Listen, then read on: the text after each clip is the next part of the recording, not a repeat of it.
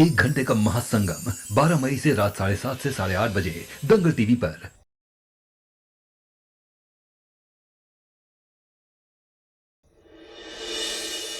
अपनी जिंदगी की असली तकलीफ को पहचान कर उसे दूर करने की खुशी में ले मुन्ना अपना मुंह मीठा कर। आप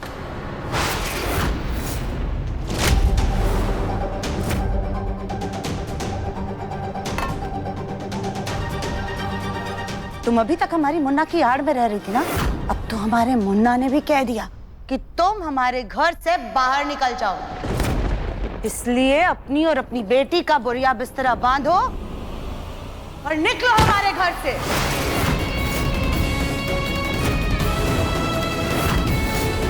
सुजाता, तुम ये क्या कर रही हो?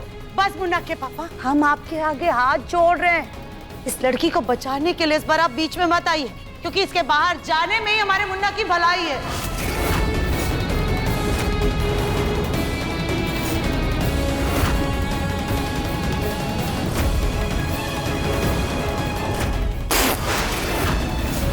छी, क्या है ये?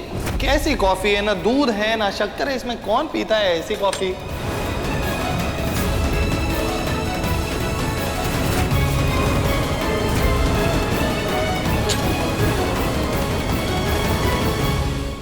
हाय लड्डू बेटा। चाचू, मैं गौरी हूँ, लड्डू नहीं।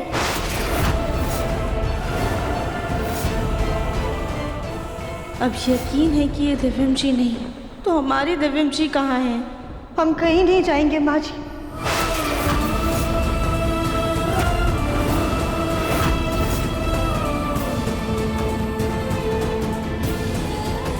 क्या कहीं नहीं जाएंगे? मतलब तुम्हारी इज्जत और आत्मसम्मान है कि नहीं राधिका? बात आत्मसम्मान की है माँ जी, इसीलिए अब हम कहीं नहीं जाएंगे।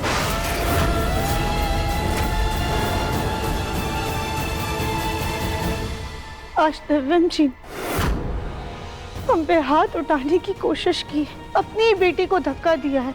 अब जब तक इस घर में दिव्यम जी से पहले की तरह हमें मान सम्मान और अपनी बेटी के लिए वही प्यार नहीं मिल जाता, हम इस घर से नहीं जाएंगे।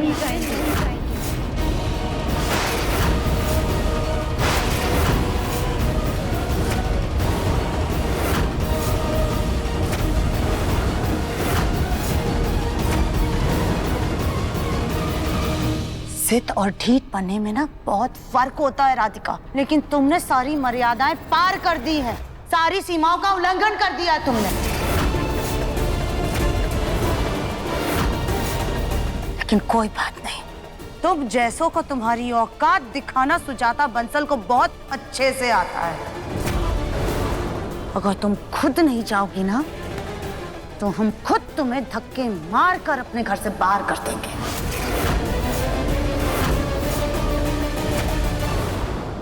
हम सबके कहने पे इस घर में आए थे माँ जी। अब अगर आपने हमारे साथ जोर जबरदस्ती की तो हमें मजबूरन पुलिस की मदद लेनी होगी।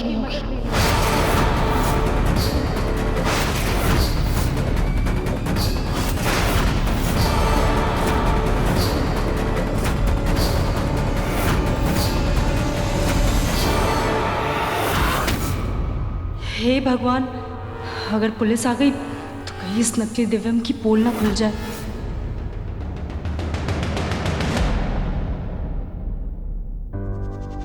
देखा, सुना आपने? ये हमें पुलिस की धमकी दे रही है और आप है कि इसी का साथ दे रहे हैं। हाँ, सुना मैंने, और बिल्कुल सही कह रही है वो। अगर वो पुलिस को नहीं बुलाएगी तो मैं बुलाऊंगा।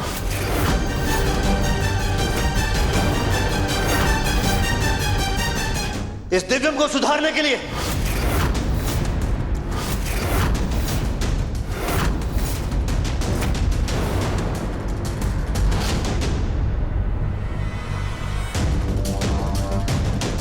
राधिका बेटा, मैं दिव्यम की इस हरकत से बहुत शर्मिंदा हूं, लेकिन तुम्हें चिंता करने की जरूरत नहीं है। मैं अब भी इस घर का मालिक हूं और मैं कह रहा हूं, तुम इसी घर में रहोगी, तुम्हें कहीं जाने की जरूरत नहीं है।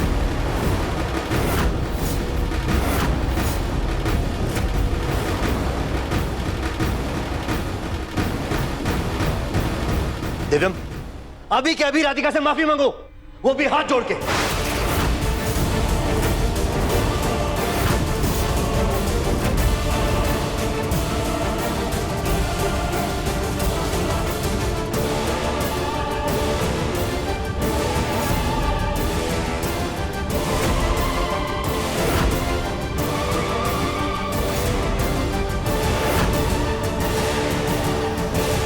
दिव्यम, दिव्यम, दिव्यम जी, पता नहीं कब इस लड़की का हमारे घर से सामान बंधेगा और हमारे घर में सुकून का सवेरा आएगा।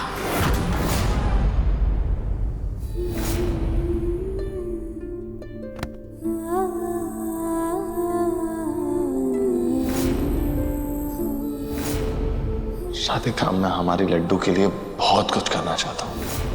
बदतमीजी की हद होती है लड्डू। दिव्यम,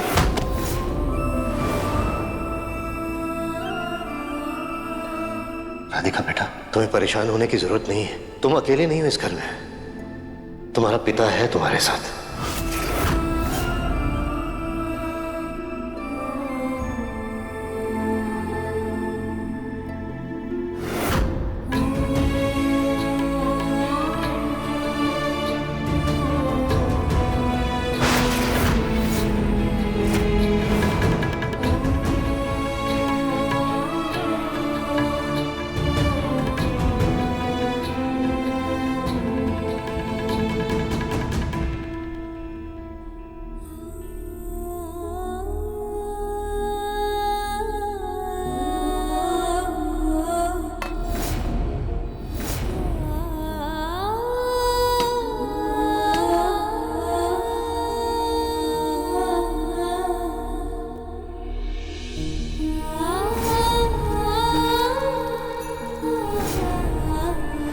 मुझे अपनी पत्नी पे गर्व है। राधिका बंसल, हमारी शादी तो हो गई है, लेकिन क्या तुम आने वाले सारे जन्मों के लिए मेरी पत्नी बनोगी?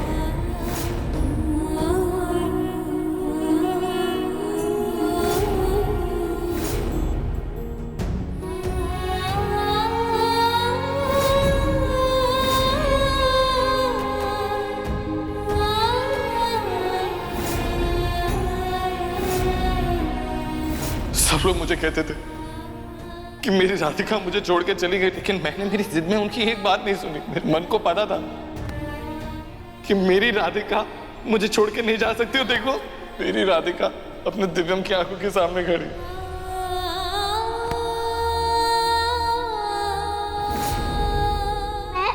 बदतमीजी की हद होती है लड्डू। दिव्यम,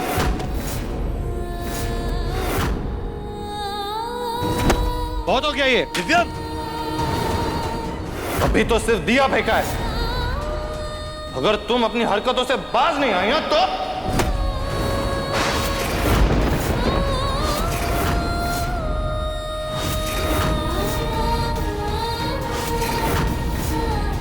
दिमाग खराब हो गया तुम्हारा।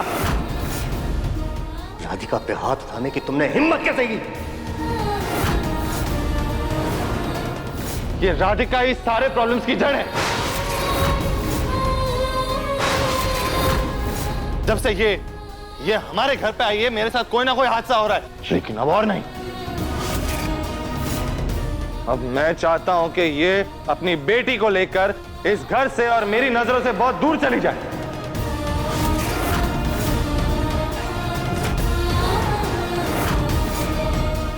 अब तो हमारे मुन्ना ने भी कह दिया कि तुम हमारे घर से बाहर निकल जाओ, इसलिए अपनी और अपनी बेटी का बोरिया बिस्तरा बांधो और निकलो हमारे घर से। हे भोलेनाथ, आज जो कुछ भी हुआ उसके बाद हम एक पल भी इस घर में नहीं रुकते, लेकिन हमें शक है कि वो दिव्यम जी नहीं बल्कि उनके रूप में उनका कोई बहरूपिया है, जैसे इस घर में हमारी बहरूपिया आई थी। उसकी सिर्फ शक्ल मिलती है दिव्यम जी से, सीरत नहीं। इसलिए जब तक हम इस झूठ से पर्दा नहीं उठा देते, हम इस घर से कहीं नहीं जाएंगे। भोलेनाथ, प्लीज हमारी मदद कीजिए। कोई तो रास्ता दिखाइए जिससे हम सच तक पहुंच पाए।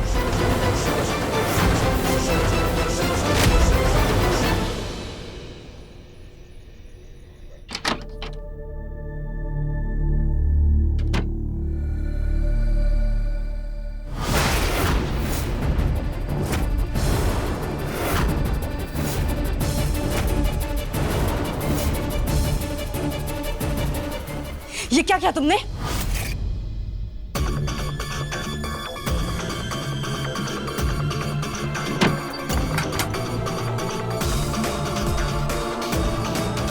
तुम्हारी प्रॉब्लम क्या है?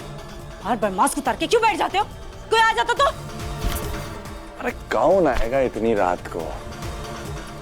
अच्छा ये सब छोड़ो, तुमने देखा वो राधिका कैसे हमारी नजर उतारने के बहाने हमारा पर्दाफाश करने वाली थी।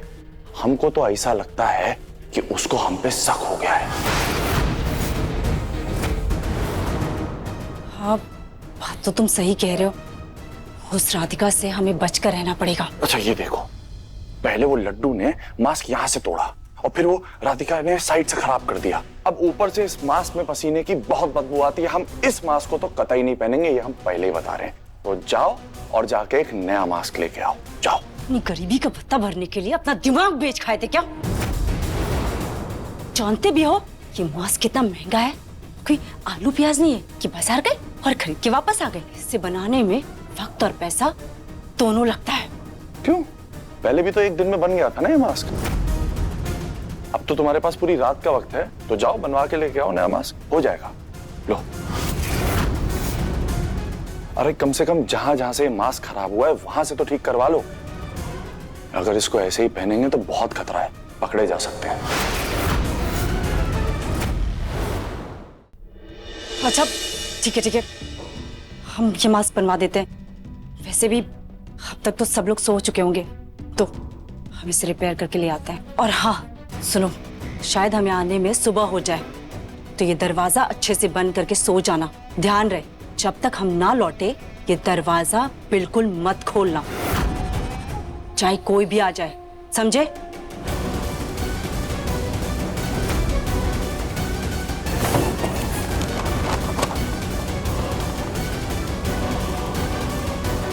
हम आते हैं, ध्यान रखना, ठीक है?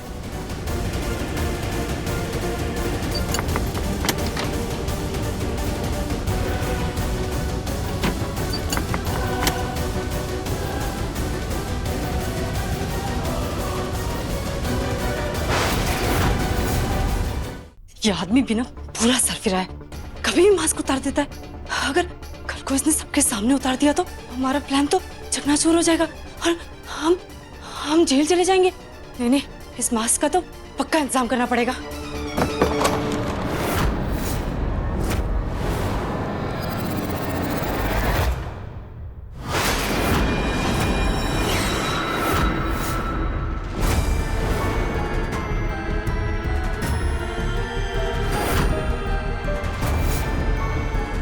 रागिनी जी, इतनी रात को आप कहाँ जा रही हैं? और ये पैकेट में क्या है?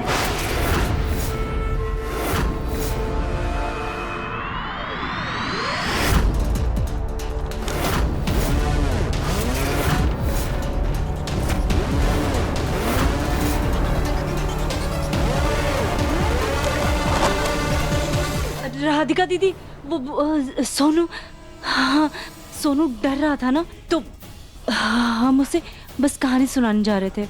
हम चलते हैं, गुड नाइट।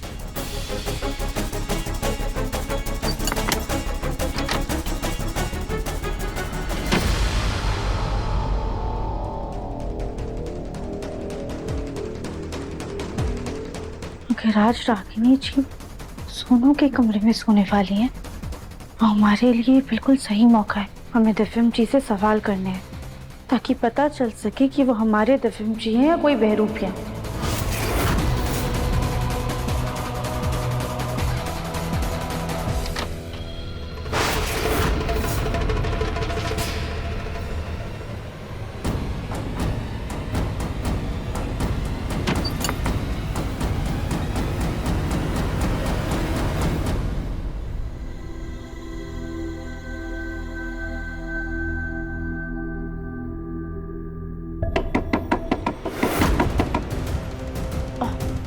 दिव्यम जी दरवाजा खोलिए, हमें आपसे कुछ बात करनी है। और अब इस गोलगप्पे को हमसे क्या बात करनी है? एक काम करते हैं, कोई जवाब ही नहीं देते, इसको ऐसा लगेगा कि हम सो गए। दिव्यम जी हम जानते हैं आप कमरे में अकेले हैं, प्लीज दरवाजा खोलिए, हमें आपसे बात करनी है। लगता है दिव्यम जी सो गए हैं।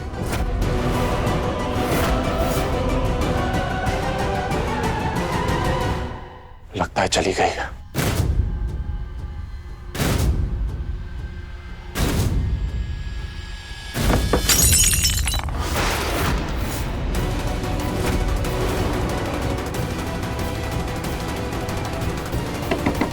दिव्यम जी क्या हुआ, ये क्या टूटने की आवाज थी? ये हमने क्या किया, ये कि हमने जितना कम शोर मचाना था उतना ही ज्यादा शोर मचा दिया है। फिर भी हम खामोश ही रहते हैं, खामोश रहते हैं। मुन्ना के कमरे से कुछ टूटने की आवाज आई थी हमें। क्या हुआ, सब ठीक है? पता नहीं माँ जी, हम कब से दरवाजा खटखटा रहे लेकिन दिव्यम जी दरवाजा ही नहीं खोल रहे। ठीक तो हमारा मुन्ना तुमसे जितना ही दूर भागना चाहता है ना, तुम उतना ही उसके गले पड़ रही हो। इतनी रात को क्या काम है तुम्हें उससे? क्यों तंग कर रही हो तुम उसे? हमें तो लगता है तुम्हारी इसी हरकत से परेशान होकर के ना वो अंदर कुछ तोड़फोड़ कर रहा है। हटो तुम। मुन्ना,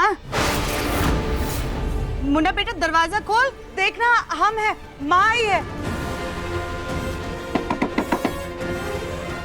और बस इन्हीं की कमी थी। लोग कहाँ से आ गई हैं बीच में? अगर हम दरवाजे पे खोलने के लिए गए तो बिना मास्क के हमें देख लिया तो बहुत बड़ी समस्या हो जाएगी। क्या करे, पंगा हो जाएगा। कहीं कोई गहरी चोट तो नहीं लग गई इसे?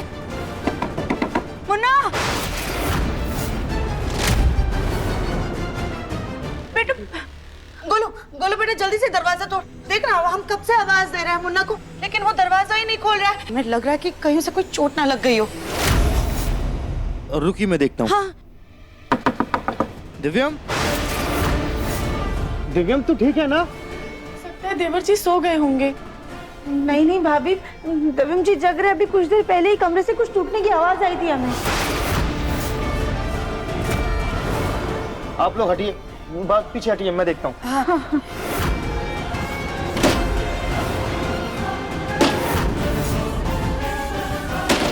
गोलू जी आराम से।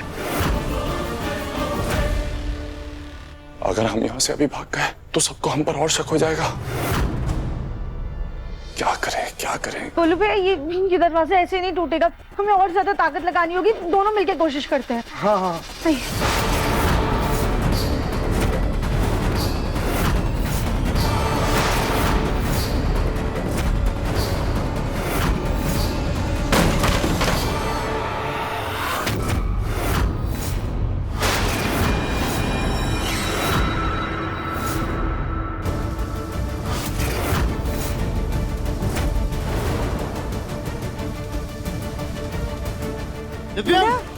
दिव्यम जी, मुन्ना क्या हुआ है तुझे बेटा? तू ऐसे कंबल ओढ़ कर क्यों लेटा हुआ है? माँ मुझे बहुत ठंड लग रही है, कपकपी सी हो रही है, ये ठंड बर्दाश्त ही नहीं हो रही।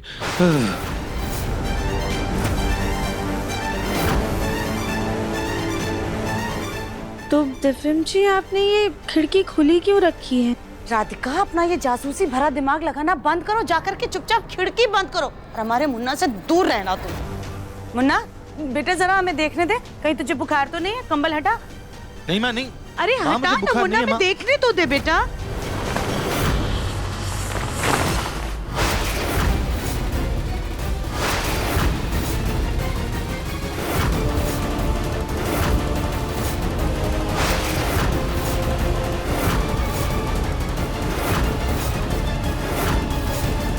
बेटा तुझे इतनी सर्दी लग रही है कि तूने ये मंकी कैप पहन रखा है। हम अभी डॉक्टर को बुलाते हैं। और ये रागिनी कहाँ है? उसे इस वक्त तेरे पास होना चाहिए था, तेरा ख्याल रखने के लिए। माँ रागिनी मेरे लिए दवाई लेने के लिए गई हुई है, उसकी डॉक्टर से फोन पे बात हो गई थी।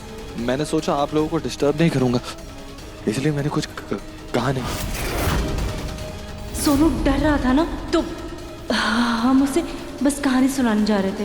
हम चलते हैं, गुड नाइट। रागिनी जी तो सोनू के कमरे में सोने के लिए गई हैं। दिव्यम जी झूठ क्यों बोल रहे हैं? कुछ तो गड़बड़ जरूर है। आप लोग टेंशन मत लो ना, वो बस दवाई लेके आती ही होगी। मैं दवाई खाऊंगा और फिर सो जाऊंगा। नहीं नहीं, तुझे छोड़ करके कहीं नहीं जाएंगे हम। जब तक रागनी वापस नहीं आ जाती हम यहीं तेरे पास रहेंगे। क्या पता तुझे किसी चीज की जरूरत पड़ गई तो।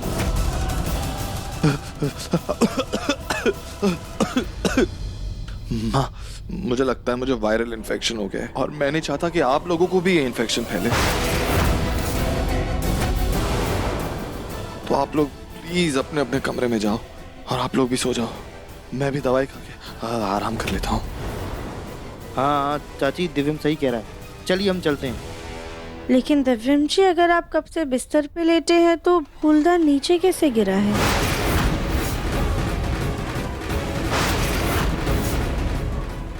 वो खिड़की खुली थी ना, तो काफी तेज हवा चल रही थी।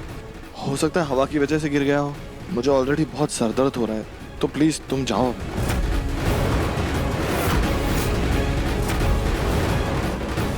राधिका, अपने कानों में जाकर गरम तेल डालो। सुनाई नहीं दिया ना तुमको कि मुन्ना ने क्या कहा तुमसे? यहाँ से चली जाओ और खबरदार वापस लौटकर हमारे मुन्ना को परेशान मत करना।